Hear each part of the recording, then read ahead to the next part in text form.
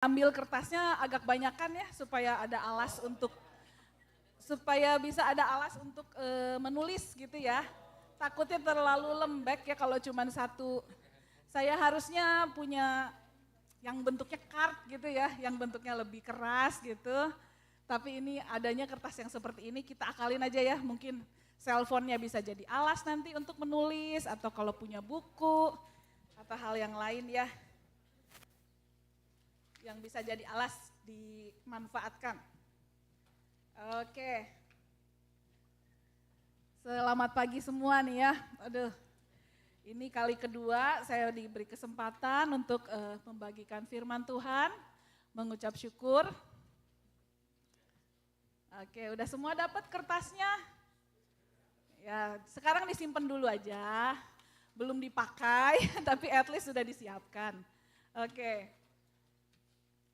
Kita mau berdoa sekali lagi ya sebelum kita mendengarkan firman Tuhan pagi ini. Bapa di surga, kami sungguh mengucap syukur karena Engkau baik Tuhan. Kami boleh ada di tempat ini. Sungguh tadi boleh ada sesi memuji, menyembah Tuhan bersama-sama yang begitu indah. Kami boleh rasakan kehadiran Tuhan. Terima kasih Tuhan. Kalau pada saat ini kami mau mendengarkan lagi apa yang menjadi isi hati-Mu ya Tuhan. Lewat hamba-Mu, Engkau yang boleh beracara di tempat ini ya Tuhan.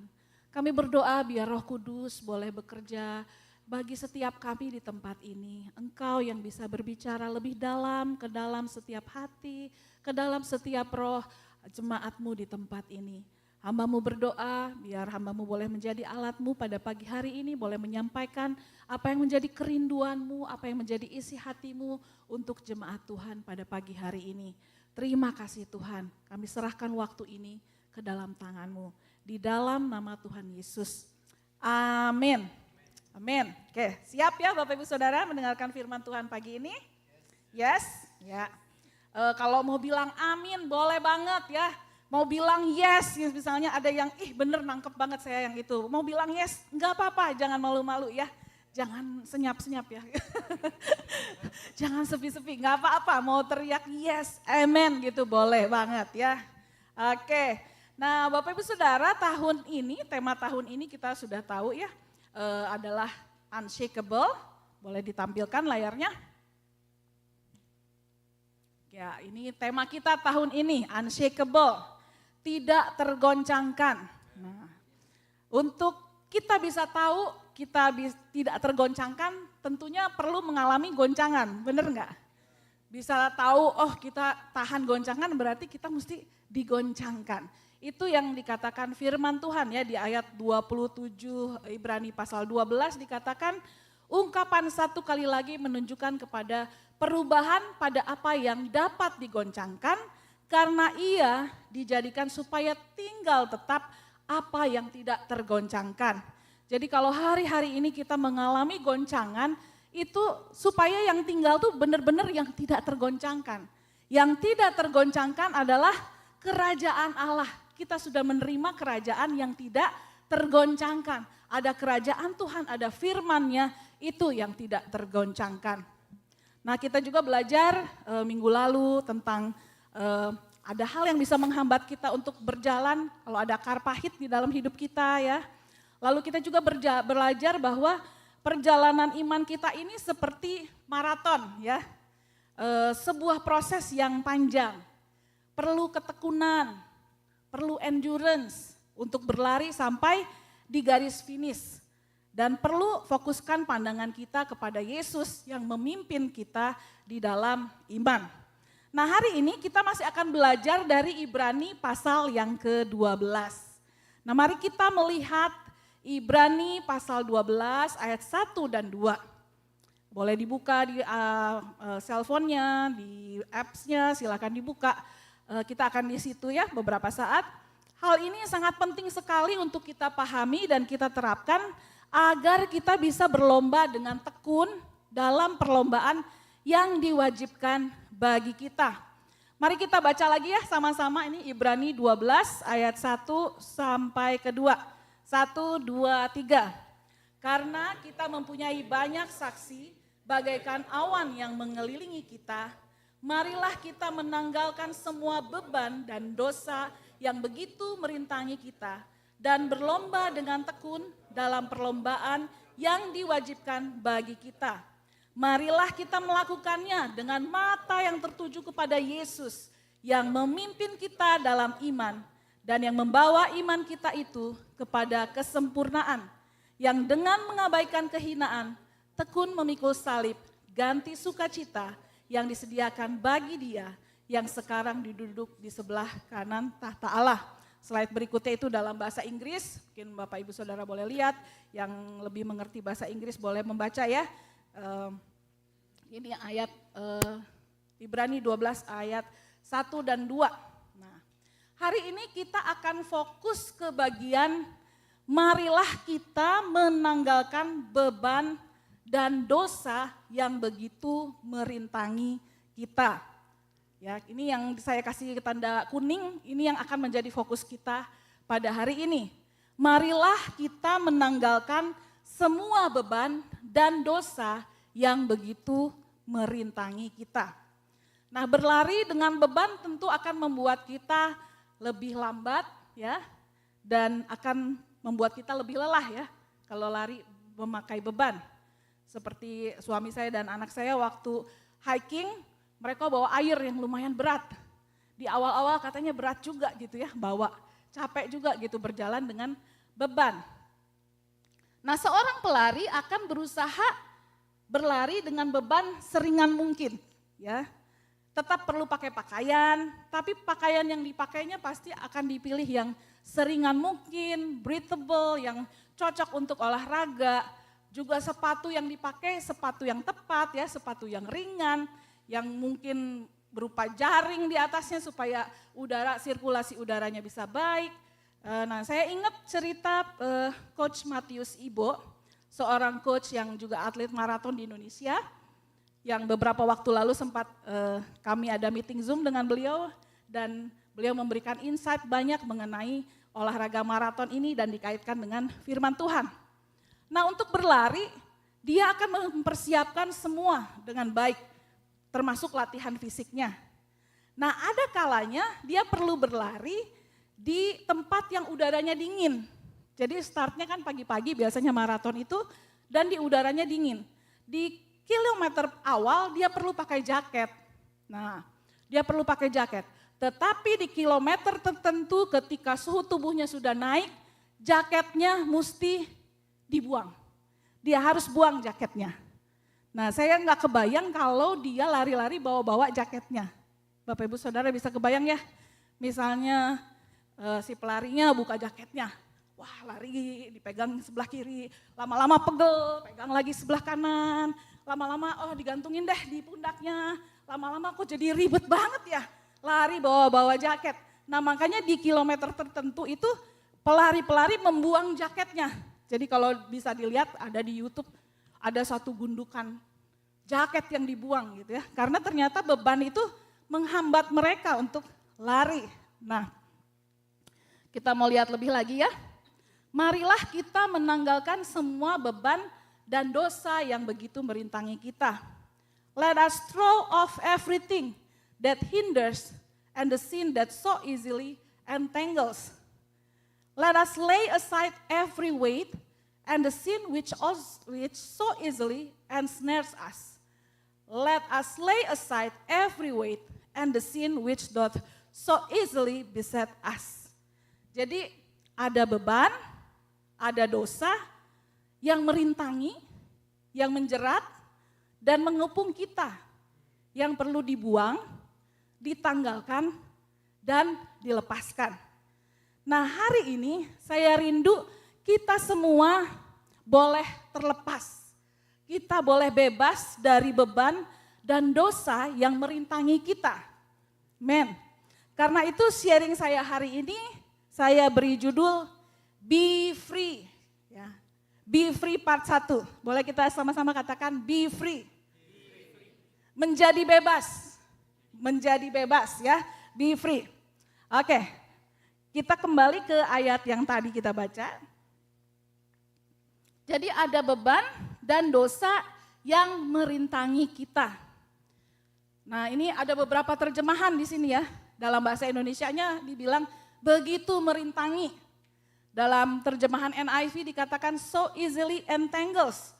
Itu apa? Melilit, menjerat gitu. Dalam terjemahan lain dikatakan ensnares us. Itu sama juga ya, menjerat. Dan juga ada di KJV dikatakan so easily beset us. Itu artinya mengelilingi atau mengepung, yang begitu mudah mengepung kita. Nah, kata beset, ensnares, entangles atau merintangi, ini merupakan terjemahan dari bahasa Yunani euperistatos. Ini artinya adalah suatu kata kerja yang berarti berdiri di sekeliling kita. Jadi kebayang ya, misalnya saya berdiri, terus di sini ada yang berdiri, di sini ada yang berdiri, di sini ada yang berdiri, di belakang ada yang berdiri. Kira-kira kita bergeraknya gampang nggak? Apalagi kalau objeknya yang berdiri itu diam ya, nggak bergerak. Ya pasti kita jadi terhambat ya, yang ada di sekeliling kita gitu, berdiri di sekeliling kita, mengepung kita. Nah ini bahasa aslinya. Nah jadi kebayang ya kalau kita ada 4 orang di, istilahnya 4 orang aja udah bikin kita nggak bisa bergerak, kita nggak bisa maju. Nah, intinya beban dan dosa itu bisa menjerat atau mengikat. Nah sekarang kita mau lihat perbedaannya ya. Apa bedanya beban dan dosa? Weight and sin, apa bedanya? Nah yang pertama, bahasa asli dari beban adalah okos gitu ya. Nah, dilafalkannya ongkos. Saya jadi ingat kalau kita bilang ya mau naik bis, mau naik kereta, ongkosnya berapa? Atau kita mau nonton, mau kemana gitu ya, ditanyanya ongkos. Mungkin dari sini kali ya, artinya bebannya berapa yang mesti dikeluarkan. Beban kita berapa gitu ya, sepertinya begitu ya, ongkos.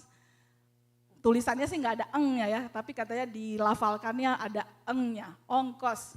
Artinya tuh halangan, rintangan, ya, beban, sesuatu yang berat, apapun yang menonjol atau sebuah tonjolan yang memiliki berat, katanya ya. Pokoknya intinya yang berat gitu ya, itu adalah beban.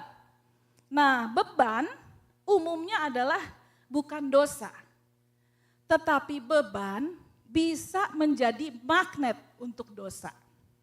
Saya kasih contoh sedikit ya. Nanti akan kita bicarakan tentang beban tuh lebih banyak di minggu depan, tapi hari ini kita akan singgung sedikit.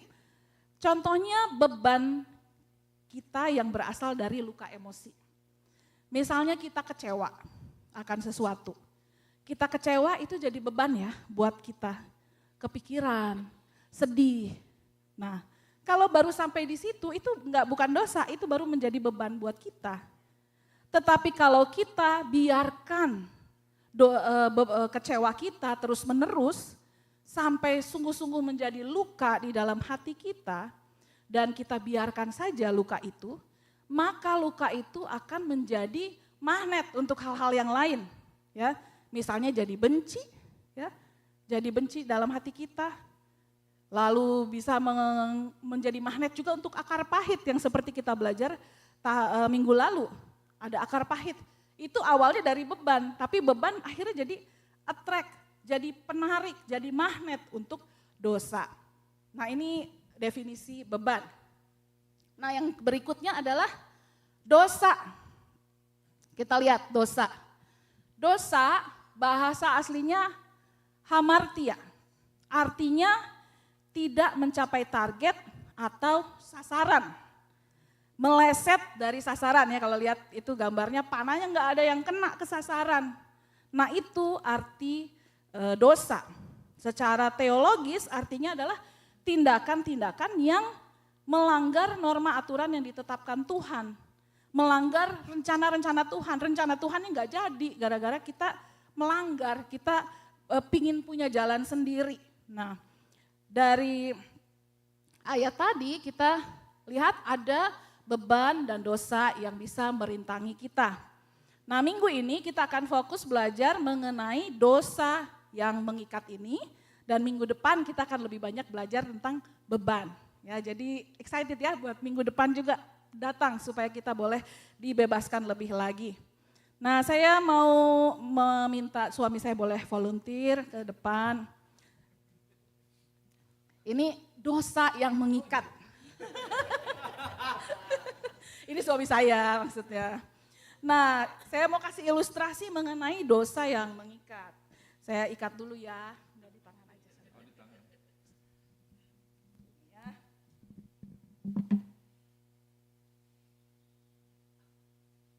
Baru dikasih tahu tadi pagi.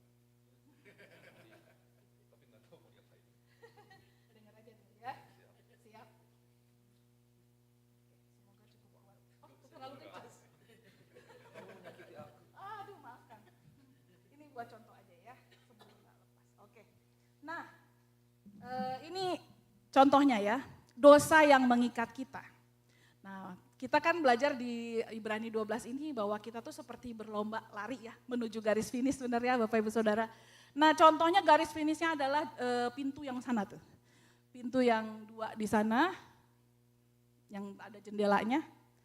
Nah, bagaimana kita bisa jalan menuju tujuan, purpose-nya Tuhan yang besar, garis finish di sana kalau kita masih terikat. Coba jalan, ayo terus. Bisa nyampe enggak? Nah, bisa nyampe enggak? Enggak bisa ya. Jadi dia bisa berjalan hanya sebatas ikatannya ya, cuman sampai sini. Mau enggak mau pasti nanti tarik lagi, balik lagi. Enggak nyampe ke tujuan. Ini ada dosa yang mengikat, yang membuat kita enggak bisa move on, enggak bisa maju, enggak bisa mencapai garis finish. Nah, ini dosa yang mengikat. Nah, kita percaya purpose-nya Tuhan itu besar, ada perlombaan yang Tuhan siapkan untuk kita jalani, tapi kita nggak bisa maju kalau kita tidak menanggalkan dosa dan beban yang menjerat kita. Ini menjerat nih, ya. Nah, lebih baik kita lepaskan di sini nih ya, lepaskan supaya nanti bisa berlari kepada tujuan. Nah, kita sekarang mau tahu nih, tali, jerat yang iblis suka pakai untuk mengikat kita, untuk menjerat kita itu apa? Nah, ini yang kita mau pelajari hari ini. Nah, terima kasih. Nah, cara kerja iblis adalah dengan mencari celah untuk masuk ke dalam kehidupan kita, kemudian membuat kita terikat. Jadi dicari celahnya, setelah itu kita diikat. Ini dalam Matius 12 ayat 29, ayatnya mengatakan demikian. Atau bagaimanakah orang dapat memasuki rumah seorang yang kuat dan merampas harta bendanya apabila tidak diikatnya dahulu orang kuat itu, sesudah diikatnya barulah ia dapat merampok rumah itu. Jadi sebelum iblis ganggu Bapak Ibu Saudara lebih lagi, diikat dulu supaya Bapak Ibu nggak bisa melawan gitu. Ya, itu cara kerja iblis. Cara kerjanya iblis adalah dia mencari celah dan mengikat. Nah, kalau udah terikat, nggak bisa melawan, dengan gampang iblis bisa mencuri, membunuh, membinasakan. Dengan mudah iblis bisa mencuri purpose-nya Tuhan yang Bapak Ibu Saudara perlu capai, masa depan, hal-hal yang baik yang Tuhan sediakan buat Bapak Ibu Saudara. Nah, kita perlu tahu tali apa, celah apa yang iblis pakai untuk menjerat kita. Nah, saat saya menjelaskan ini, saya rindu kita semua boleh terbuka di hadapan Tuhan. Kita mau buka hati kita di hadapan Tuhan, kita mau jujur di hadapan Tuhan. Kalau Tuhan menyatakan hal-hal ini pada Bapak Ibu Saudara. Nah, tadi dibagikan kertas dan ballpoint ya. Kalau misalnya Bapak Ibu teringat waktu saya menjelaskan, boleh dicatat dulu ya. Kita mulai di poin yang pertama. Nah, apa jerat yang iblis pakai, celah apa yang iblis pakai untuk mengikat kita? Yang pertama adalah okultisme dan penyembahan berhala. ya, hubungan dengan roh-roh jahat dan hal-hal yang gaib. Contohnya misalnya kedukun, baca ramalan nasib, memanggil arwah, menyimpan jimat. Mungkin saja gitu ya, Bapak Ibu Saudara, ada orang tua, nenek, misalnya memberikan kepada Bapak Ibu Saudara sesuatu, simpen biar bisnis kamu lancar misalnya. Atau ayo ini pegang supaya dilindungin, gak celaka gitu ya. Atau mungkin di daerah Manado dibilangnya opo-opo ya, dipegang gitu untuk kita gitu. Ada juga berhala ya, berhala yang bisa membuat kita mencintai itu lebih dari Tuhan. Misalnya, hal ini lebih penting buat kita. Enggak ke gereja, enggak apa-apa, asal hal ini tetap ada pada kita. Misalnya, enggak berdoa, enggak apa-apa, enggak baca firman, enggak apa-apa. Yang penting hal ini tetap ada. Nah itu adalah berhala ya, Bapak Ibu Saudara ya. Jadi berhala enggak hanya kita menyembah dewa-dewa atau yang lain selain Tuhan, tapi hal lain yang Bapak Ibu Saudara pentingkan lebih dari Tuhan, itu adalah celah yang bisa dipakai iblis untuk menjerat Bapak Ibu Saudara. Nah ini ayat-ayatnya di firman Tuhan ada di Ulangan 18, 10-12, saya bacakan ya. Di antaramu janganlah didapati seorang pun mempersembahkan anaknya laki-laki atau perempuan sebagai korban dalam api, atau seorang yang menjadi petenung, peramal, seorang penelaah, seorang penyihir, seorang pemantera, ataupun seorang yang bertanya kepada arwah atau kepada roh peramal, atau yang meminta petunjuk kepada orang-orang mati. Nah ini jadi salah satu contoh ya. Jadi saya ada cerita waktu saya masih kuliah, dalam sel grup saya ada seorang anak laki-laki yang ikut sel grup beberapa kali. Dan di sel grup yang keberapa saya nggak ingat itu, dia mau membuka hatinya untuk menerima Tuhan Yesus sebagai Tuhan dan Juru Selamat. Nah kita pimpin nih doa untuk anak ini menerima Tuhan Yesus.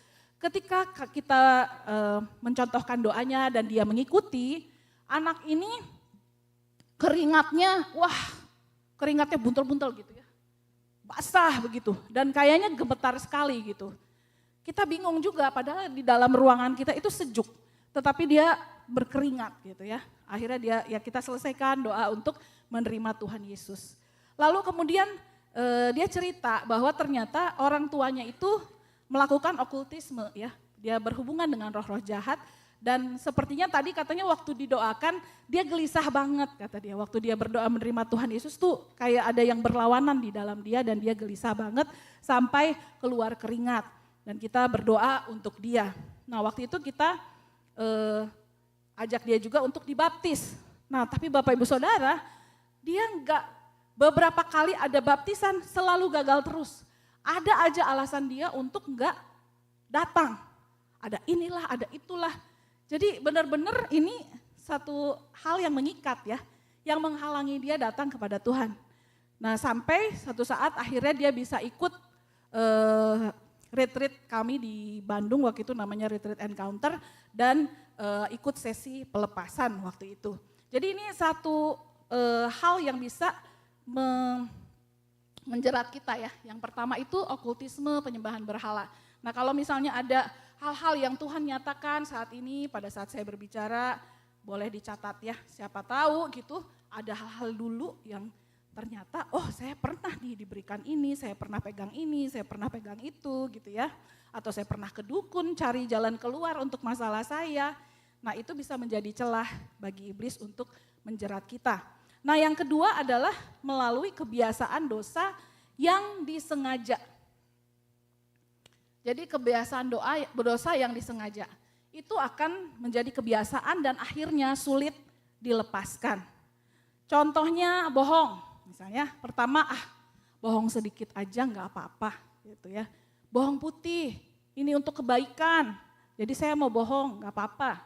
Nah itu juga bisa jadi celah buat iblis menjerat kita. Atau misalnya saya benci banget tadi ya. Saya kesel banget sama orang itu. Dan saya sengaja nggak mau maafin dia. Saya mau tetap pegang kebencian saya. Terus menerus dipupuk kebencian di hati kita. Sampai-sampai misalnya orang ini mengalami kebaikan, kita yang jadi gak senang. Kita yang jadi marah, kita yang jadi gak suka. Nah itu bisa menjadi jerat ya buat iblis kepada kita. Nah yang ketiga yaitu melalui dosa seksual. Nah dosa seksual ini juga bisa menjadi jerat dari iblis. Ketika kita melalui seks itu enggak hanya hubungan badan saja, tetapi ada pertukaran jiwa ya. Kalau Bapak Ibu Saudara lihat, suami istri makin lama suka makin mirip, bener nggak? Ada orang yang suami istri itu kok lama-lama kayak wajahnya jadi kayak agak mirip gitu ya, kelihatan menyatu. Ya karena mereka bersatu di dalam tubuh, bersatu di dalam jiwa gitu ya.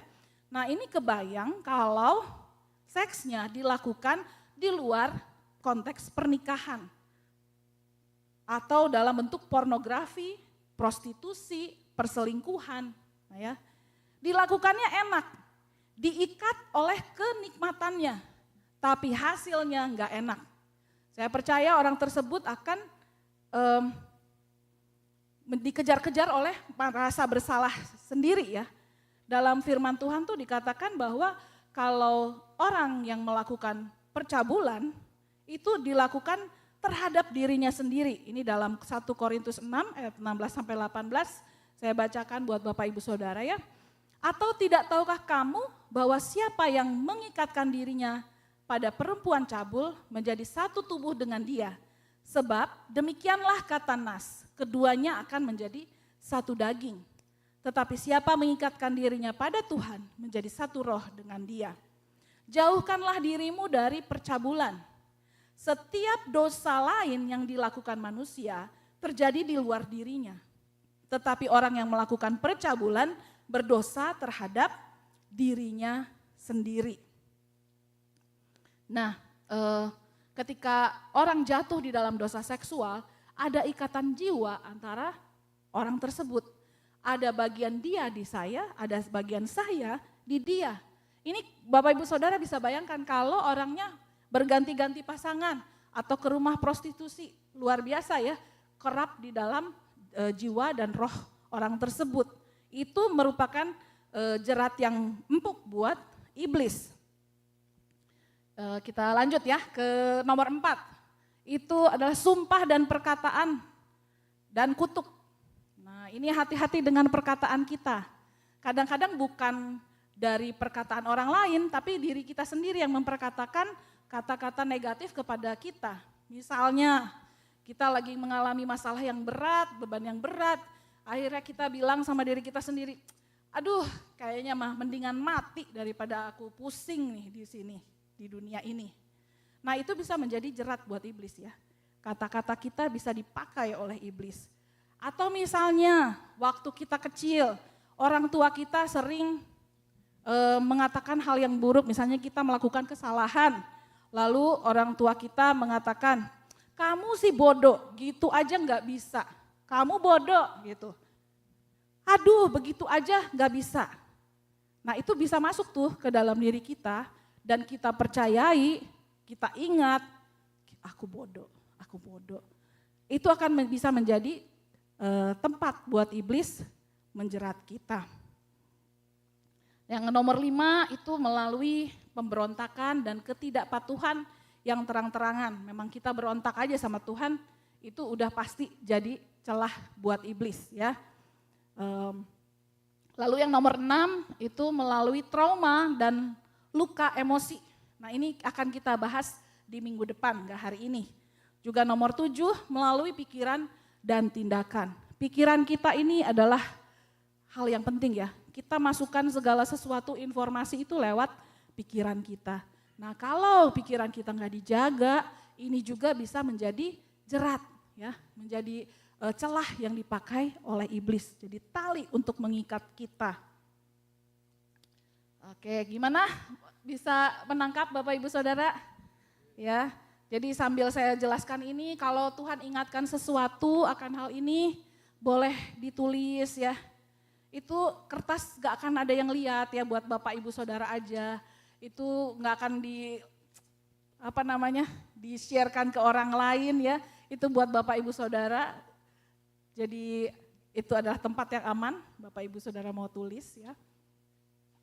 Jadi tempat iblis bersarang itu adalah kutuk yang tidak dipatahkan atau ikatan batin yang tidak diputuskan, kemudian dosa yang tidak diakui, dan juga luka batin yang tidak disembuhkan. Ini adalah tempat iblis mau bersarang. Nah, ikatan-ikatan ini tuh perlu dilepaskan. Apa yang menjerat, apa yang melilit itu perlu dilepaskan. Tuhan ingin melepaskan kita dari semua ikatan ya, agar hidup kita bisa maksimal. Bapak Ibu Saudara percaya ini? Ya, amin ya. Tuhan mau melepaskan kita. Tuhan mau kita bebas. Tuhan mau pakai kita untuk melayani lebih lagi, memenuhi rencananya. Tuhan mau kita melakukan perlombaan kita dengan kebebasan. Nah, caranya ikatan yang perlu dilepaskan ini melalui pelepasan, deliverance. Nah, apa itu pelepasan? Pelepasan adalah melepaskan, mencabut, menanggalkan setiap roh yang bukan berasal dari Roh Kudus. Setiap luka batin, setiap dosa, supaya kita senantiasa menjadi manusia yang diperbaharui setiap saat. Dan kita menjadi maksimal di dalam kekristenan kita. Saya mau bacakan satu ayat firman Tuhan dari 1 Tesalonika 5 ayat 23. Kalau Bapak Ibu Saudara mau buka boleh. 1 Tesalonika 5 ayat 23. Dikatakan seperti ini. Semoga Allah damai sejahtera menguduskan kamu seluruhnya. Dan semoga roh, jiwa, dan tubuhmu terpelihara sempurna dengan tak bercacat pada kedatangan Yesus Kristus Tuhan kita. Jadi manusia kita ini terdiri dari unsur roh, jiwa, dan tubuh. Dan ayat di atas dikatakan bahwa Allah damai sejahtera mau menguduskan kamu seluruhnya. Ya, roh, jiwa, dan tubuh. Supaya ketika kedatangan Tuhan Yesus datang, kita sempurna dan tak bercacat. Tuhan ingin roh, jiwa, tubuh kita tidak terdapat cacat, terpelihara sempurna. Nah, banyak dari Bapak Ibu Saudara mungkin yang pernah mengikuti sesi pelepasan, ya. Ada sesi pelepasan. Tetapi kalau misalnya itu terjadi beberapa tahun yang lalu ya, kita sudah mengikuti sesi pelepasan, kita didoakan, ditengking, dilepaskan. Tapi hidup kita berjalan terus loh. Kalau dalam sehari-harinya kita setelah kita mengikuti sesi pelepasan itu kita nggak menjaga diri kita, nggak menjaga hati kita, nggak datang pada Tuhan setiap hari, bisa-bisa masih ada lagi hal-hal yang bisa menjadi celah bagi iblis untuk menjerat kita. Jadi saya mau katakan bahwa pelepasan itu bukan hanya sebuah sesi ya, bukan hanya sebuah sesi dalam retreat atau sebuah sesi dalam sebuah kelas, tapi pelepasan itu adalah gaya hidup ya. Boleh katakan sama-sama, pelepasan adalah gaya hidup. Jadi itu harus dilakukan terus menerus, nggak bisa kita hanya mengandalkan sesi pelepasan yang kita ikuti waktu kita SMA dulu, waktu kita kuliah dulu, waktu kita masih muda dulu gitu. Tapi kita day by day kan kita mengalami banyak hal nih. Bayangkan misalnya waktu itu mengikuti sesi pelepasan umur 20 tahun. Sekarang sudah umur sekian gitu ya, berapa puluh tahun kita menjalani hidup, kita mengalami tantangan, mengalami masalah, mengalami kehilangan, dan macam-macam ya yang bisa kita alami gitu selama perjalanan itu. Kalau dalam perjalanan itu kita nggak menjadikan pelepasan itu sebagai gaya hidup kita setiap hari, bisa jadi masih ada hal-hal yang tersisa yang bisa menjadi celah bagi iblis untuk mengikat kita. Nah, jangan malu ya, kita mau melepaskan segala sesuatu, kita terbuka aja gitu di hadapan Tuhan. Kita mau dibersihkan, dikuduskan setiap waktu. Yesus sendiri di dunia ini, waktu Yesus ada di dunia ini, Yesus melayani pelepasan juga ya. Kalau Bapak Ibu bisa baca nanti ada di Markus 1:25-27 ketika Yesus mengusir setan ya. Tuhan Yesus mengatakan diam, keluar gitu ya. Itu terjadi juga waktu Yesus ada di dunia ini, dia melakukan pelayanan pelepasan.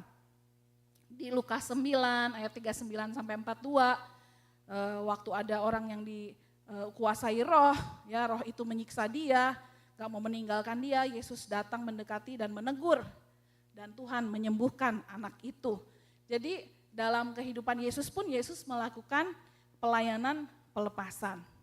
Nah, saya kasih waktu Bapak Ibu Saudara boleh lihat catatannya ya. Barangkali ada yang ditulis gitu ya dari poin-poin yang tadi. Nah, saya mau kasih contoh lagi. Boleh suami saya maju lagi ke depan.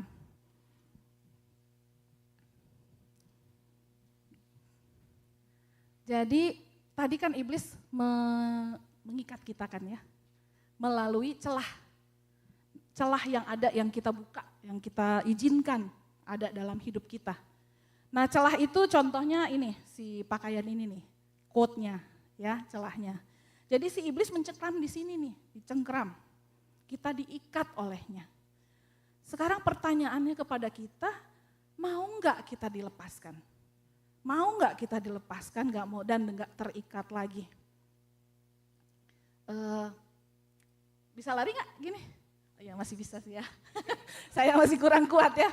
Tapi intinya, si iblis tuh mencengkramnya di sini, gitu. Nah, gimana caranya supaya bisa bebas? Gimana? Coba.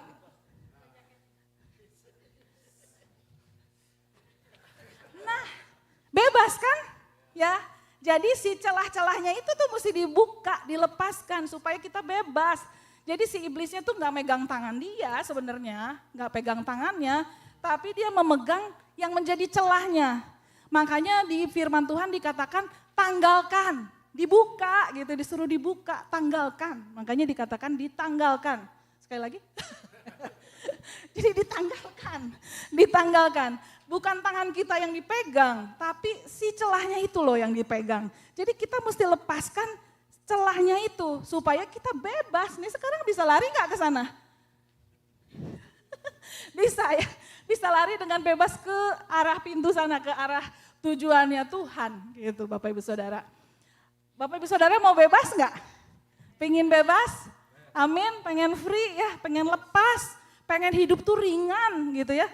Pengen berjalan menuju tujuannya Tuhan dengan ringan. Nah, ada jalan menuju kelepasan ini. Ada 4 langkah yang perlu kita lakukan supaya kita lepas tadi ya, mau menanggalkan. Ya. Yang pertama yaitu kita mempercayai karya penebusan Kristus untuk membebaskan kita. Jadi langkah pertama, percaya bahwa Yesus mati di kayu salib, ya, Yesus menebus kita untuk membebaskan kita. Itu langkah pertama ya, iman kita kepada Yesus.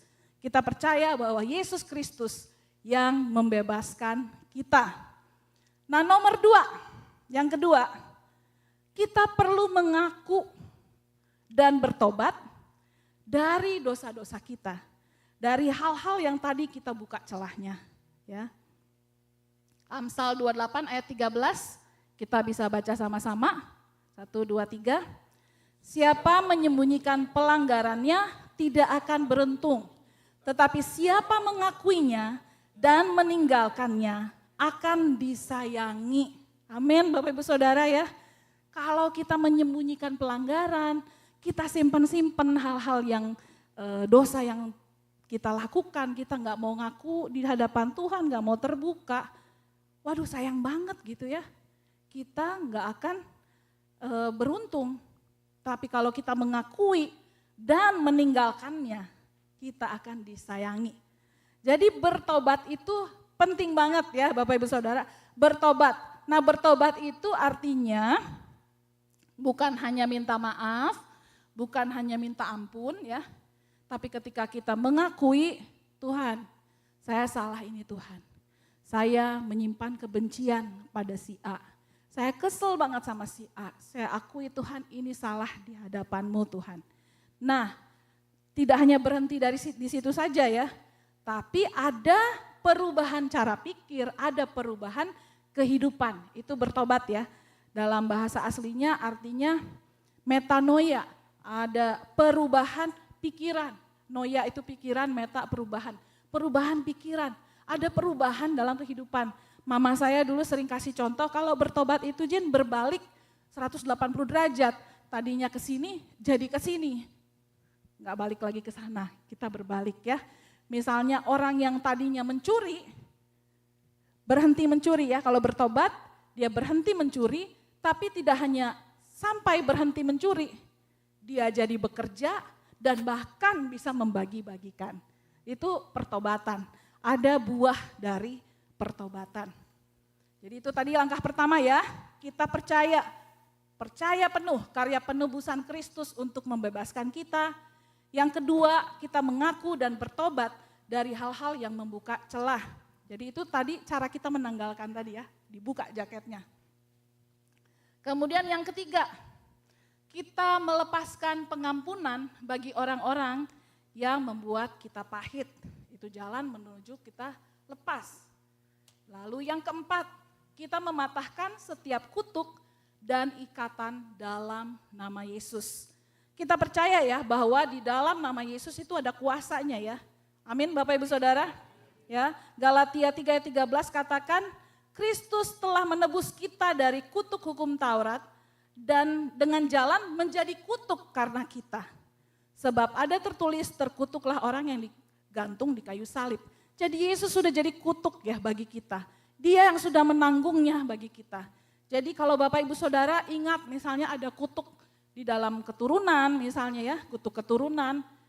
Kita bisa patahkan di dalam nama Yesus. Boleh sama-sama katakan dalam nama Yesus. Nah dalam nama Yesus ada kuasanya. Saudara bisa lepas. Amin Bapak Ibu Saudara. Nah pertanyaannya sekali lagi. Maukah kita dilepaskan? Bapak Ibu Saudara mau enggak dilepaskan? Maukah kita jadi bebas dan tidak terikat lagi? Satu kuncinya adalah kita mesti terbuka. Keterbukaan adalah awal dari pemulihan. Keterbukaan adalah awal dari pemulihan. Boleh sama-sama katakan sama-sama, keterbukaan adalah awal dari pemulihan. Kalau dalam bahasa Inggris ada perkataan, revealing your feeling is the beginning of healing, katanya ya. Ini dalam bahasa Indonesia kita katakan keterbukaan adalah awal dari pemulihan. Kalau Bapak Ibu Saudara ingin bebas, nggak terikat lagi, perlu ada keterbukaan. Jangan malu di hadirat Tuhan. Ya, lebih baik kita terbuka di hadirat Tuhan, tapi setelah itu kita bebas, kita tenang menjalani pertandingan yang diperuntukkan bagi kita. Nah pagi hari ini kalau Tuhan bukakan hal-hal yang bisa menjadi jerat yang mengikat Bapak Ibu Saudara, jangan keraskan hati. Lembutkan hatimu untuk Tuhan bekerja saat ini. Kau boleh katakan kepada Tuhan, Tuhan, aku mau bebas, aku mau dilepaskan. Saya mau minta Mario boleh mainkan gitar di depan, untuk kita sama-sama berefleksi ya pagi hari ini. Mungkin khotbah saya nggak panjang, tetapi setiap poin-poin yang ada tadi, kalau Tuhan bukakan buat Bapak Ibu Saudara, pagi hari ini mari kita boleh terbuka di hadirat Tuhan. Kita ambil waktu sejenak di hadirat Tuhan. Bapak Ibu Saudara mungkin mau lihat catatannya. Apakah ada hal-hal yang masih Bapak Ibu Saudara simpan? Boleh kita masing-masing mengambil waktu ya sama-sama. Jangan keraskan hati kita pagi hari ini. Tuhan ingin, Tuhan rindu anak-anaknya bebas. Yesus mati di kayu salib, karya penebusannya itu cukup untuk membebaskan kita.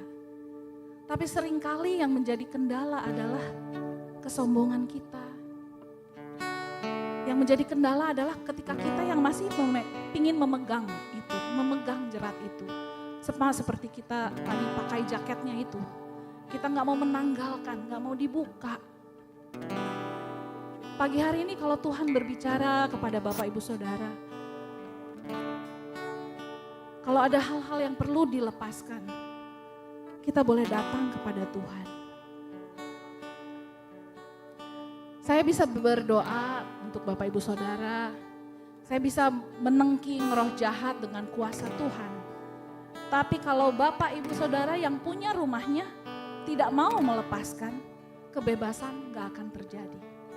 Karena itu pada pagi hari ini mari Bapak Ibu Saudara datang kepada Tuhan.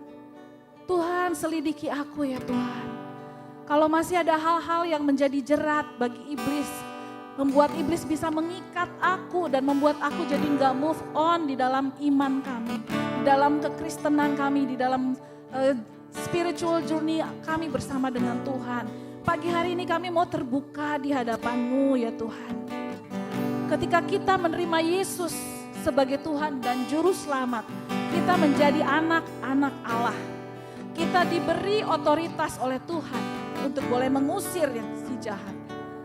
Kuasanya bisa membebaskan kita.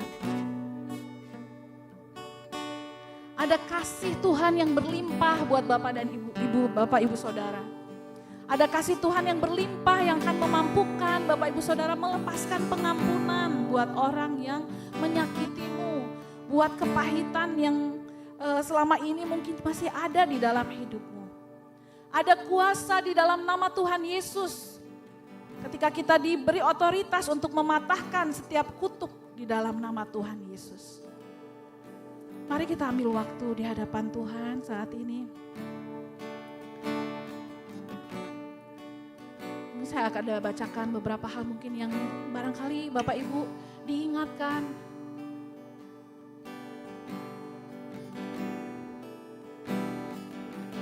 Apakah mungkin itu ketergantungan kepada rokok, kemabukan, judi, ketergantungan pada internet, sosial media, ketergantungan pada game, gosip, cinta akan uang, atau pornografi, masturbasi, free sex, prostitusi, pergi ke panti pijat, karaoke, dan lain sebagainya yang tidak memuliakan Tuhan, yang bisa menjadi celah. Saat ini kami mau berdoa ya Tuhan, mau terbuka di hadapan Tuhan. Tuhan yang boleh lihat kami ya Tuhan. Engkau yang boleh menilik hati setiap kami pada saat ini.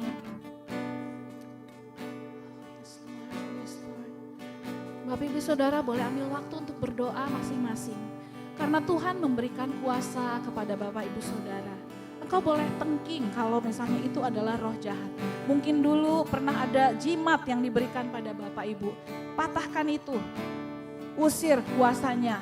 Usir rohnya di dalam nama Tuhan Yesus. Atau mungkin engkau punya ikatan jiwa kepada mantanmu dulu. Masih teringat terus. Dan sulit melupakan, patahkan, putuskan ikatan jiwa itu. Atau mungkin dulu waktu kecil pernah dibawa untuk menyembah yang selain Tuhan. Engkau boleh katakan pada Tuhan, Tuhan waktu kecil aku pernah dibawa ke tempat ibadah lain dan aku berdoa kepada dewa-dewanya. Itu tidak menyenangkan Tuhan, itu bisa menjadi celah buat aku. Buat iblis untuk mengikat engkau. Saat ini Tuhan kami berdoa ya Tuhan di dalam nama Tuhan Yesus. Ketika kita mencari Tuhan, Tuhan boleh menjawab kita. Mari kita nyanyikan pujian ini. I sought the Lord. I sought the Lord and He heard and He answered. I sought the Lord and He heard and He answered. I sought the Lord and He heard. Boleh baby maju ke depan, bantu menyanyi.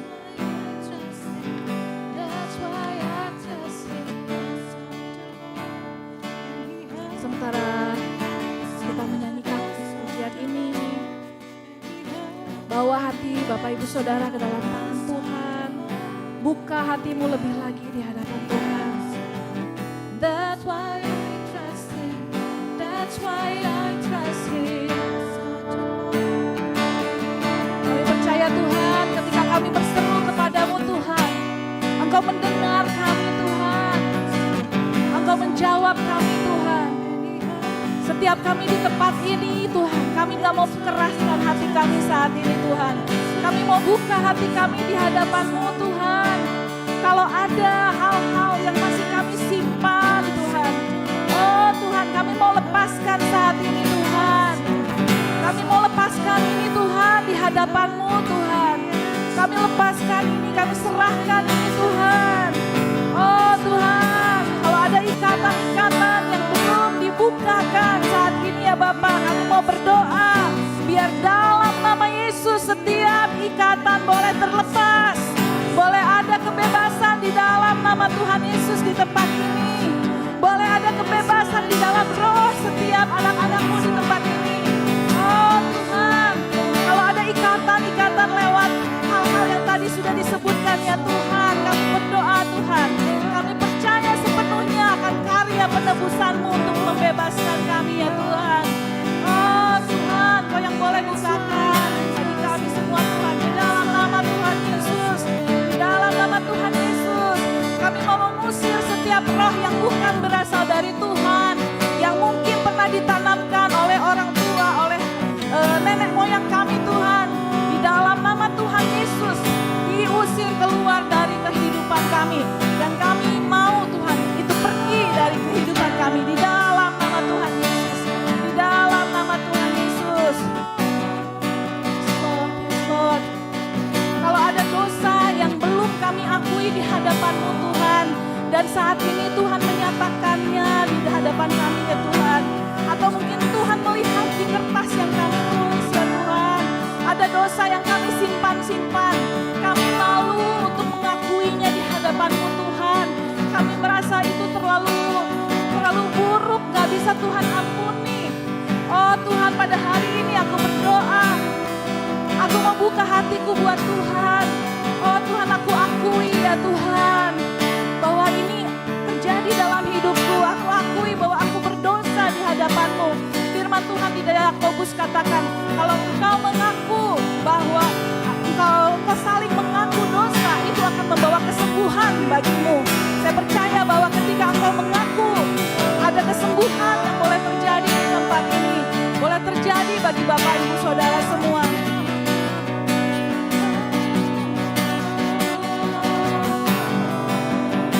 Mari Bapak Ibu Saudara bangkit berdiri bersama-sama. Kita berdoa kepada Tuhan. Berapa banyak di tempat ini yang ingin dibebaskan? Kalau engkau ingin dibebaskan, kalau misalnya masih ada hal-hal yang menjerat saat ini, engkau boleh bawa kepada Tuhan. Saya kasih waktu Bapak Ibu Saudara berdoa pribadi lepas pribadi kepada Tuhan.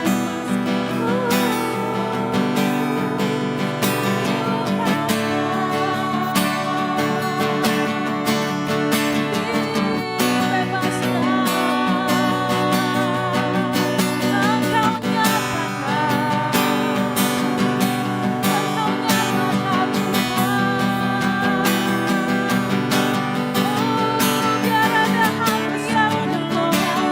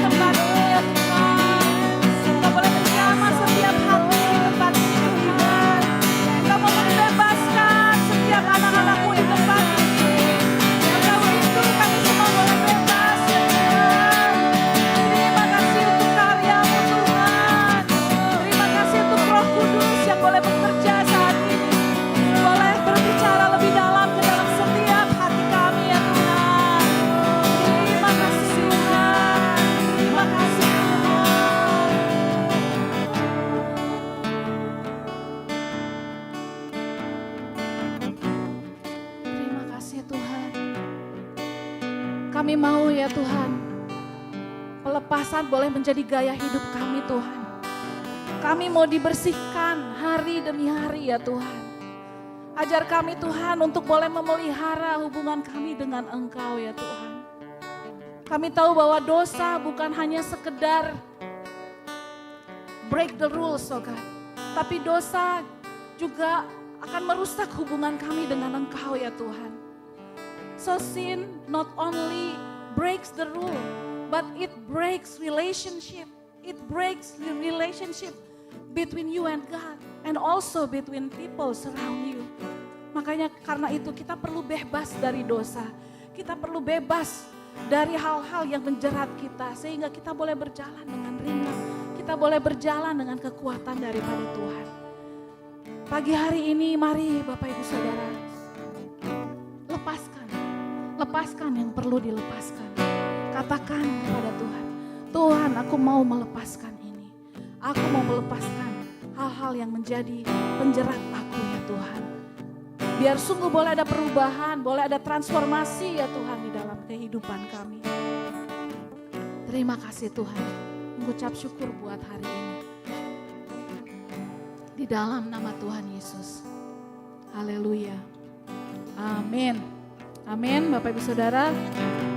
Kalau ada yang perlu dibantu ya Bapak Ibu Saudara, misalnya tadi berdoa sendiri, kok kayaknya nggak lega gitu, kayaknya nggak plong.